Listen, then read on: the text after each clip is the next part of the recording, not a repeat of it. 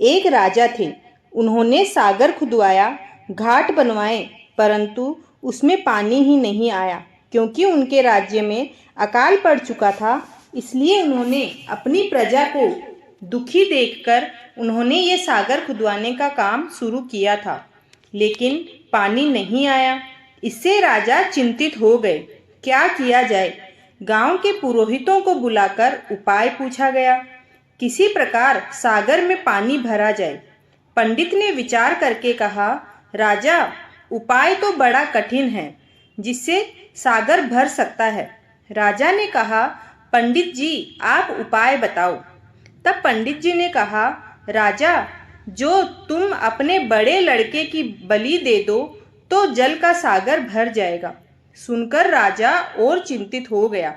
उन्होंने बोला, भला कौन महतारी अपने लड़के की बलि दे सकता है?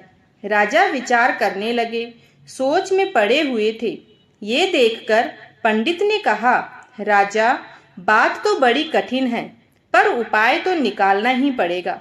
हे राजन, यदि तुम अपनी बहू को यह कहकर मायके भेज दो कि तुम्हारी माँ की हालत बहुत खराब है, उनका अभी जीना संभव नहीं है, जाओ जल्दी देख आओ। राजा ने ऐसा ही किया। सुनकर बहू बहुत दुखी हुई कि आज हर छठ का दिन यह कौन सी परेशानी आ गई है। रोती पीटती वह अपनी माँ को देखने दौड़ पड़ी। मायके पहुंची। उसकी माँ ने उसे इस तरह व्याकुल देखा तो चौंक गई। कहने लगी, अरे, हमरे स्वास्थ्य तो बिल्कुल ठीक है और आज हल छठ का दिन तुम यहाँ क्यों भागी भागी आई हो? तुम भला रोती पीटती मेरे यहाँ किस लिए आई हो? तब उसकी पुत्री ने कहा, अम्मा, हमसे तो कहा गया कि तुम्हारी तबीयत बिल्कुल खराब है और तुम चलने फिरने के भी लायक नहीं बची हो। तब बहू की माँ ने कहा, बिटिया, हमने तो सुना है तुम्हारे ससुर सागर बनवा रहे हैं और उसमें पानी नहीं आया, और पंडित ने उन्हें उपाय सुझाया है कि कोई अपने पुत्र की बलि दे देगा तो इस सागर में पानी भर जाएगा। बिटिया, हमें कुछ ठीक नहीं लग रहा है, तुम शीघ्र ही अपने ससुराल लौट जाओ। बहू दिन भर से हरछठ का व्रत कर रखी थी। वह रोती पीटती हरछठ माँ की मनौती करती करती वहां से भागी भागी चली आई।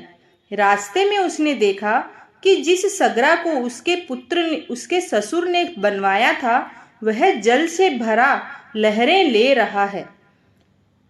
वह लहलहा के बह रहा है। वहीं एक बालक खेल रहा है। वह उसी सगरा की ओर दौड़ती हुई गई। देखा तो यह तो उन्हीं का पुत्र था। उन्होंने उसे उठा लिया, चूमने लगी, हरछठ माता को मनाने लगी।